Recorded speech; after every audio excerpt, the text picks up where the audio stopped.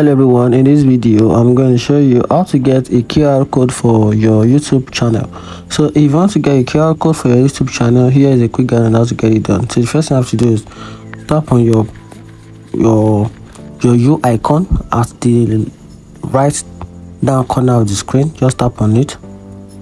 Then right here you have access to your channel. So from here tap on view channel. For you to be able to copy your QR or your QR code for your channel, tap on this three dots icon right here. Tap on it, then tap on share. Let's give it like 3 more seconds.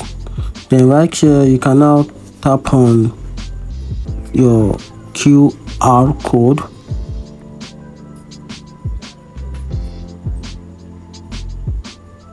Right, so right now this is a QR code to this channel. You can now save it to your camera roll, and this is this makes it more useful and important.